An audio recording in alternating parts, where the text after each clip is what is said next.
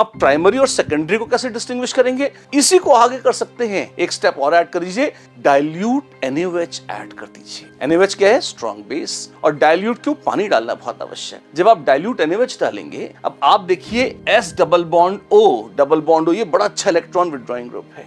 इसके चलते ये हाइड्रोजन थोड़ी सी एसिडिक हो जाती है, और अगर आप स्ट्रॉन्ग बेस OH- डाल दें तो pH SO यहाँ N पर माइनस आ जाएगा, और ये माइनस डिलोकलाइजेशन से स्टेबलाइज भी हो जाए। तो सॉल्ट बना दिया, जी हाँ। आयनिक कंपाउंड बना दिया, जी हाँ, OH- के साथ। तो ये तो पानी में घुल जाएगा। और आमतौर पर अगर बेंजीन लगी हुई हो तो ऐसे सब्सटेंसेस पानी में बहुत ज्यादा सॉल्युबल होते नहीं, बेंजीन थोड़ी हाइड्रोफोबिक है। पर अगर आयन बन गया, प्लस माइनस में से कोई चार्ज आ गया, फिर घुल जाता है। तो जब आपने एक्वस NaOH डाला और उसके बाद उसको देखिए, अगर एक ही होमोजेनस सोल्यूशन दिखाई देता है, इसका मतलब सबका मालिक एक, ये प्राइमरी अमीन है। और अगर इसी में सेकेंडरी रहा होता तो क्या होता? आप इसमें एक्वस NaOH डालिए, इसमें कोई रिएक्शन नहीं होगा, क्योंकि यहाँ अब इस नाइट्रोजन के साथ कोई हाइड्रोजन बची नहीं है। तो अब आप देखेंगे दो लेयर्स, एक एक्वस लेयर होगी, टेस्ट ट्यूब में आपको दो लेयर्स दिखाई देंगी। एक एक्वस लेयर पानी की जिसमें NaOH है, और उसके ऊपर एक दूसरी लेयर दिखाई देगी, किसकी? इस सोल्यूशन की। जब दो लेयर दिखाई दे तो सेकेंडरी, जब एक ही सोल्यूशन दिखे तो प्राइमरी। बहुत ही इजी है, 2 पे सेकेंडरी, 1 पे प्राइमरी। तो ये सेकेंडरी एपिस का लक्षण है। ये बहुत ही क्लासिक टेस्ट है, हिंसबर्ग टेस्ट, जो डिस्टिंग्विश कर लेता है प्राइमरी, सेकेंडरी और टर्शियरी अमीन में। Single layer, primary,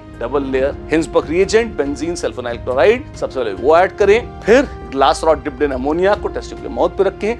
dense white fumes आती हैं तो प्राइमरी या सेकेंडरी है, नहीं आती है तो टर्शियरी है। फिर एक्वस NaOH डालें, शेक करें। अगर एक ही लेयर दिखती है तो प्राइमरी है, 2 लेयर्स दिखती हैं तो सेकेंडरी है। This, my dears, is the summary of Hinsberg test for distinguishing between primary, secondary and tertiary means.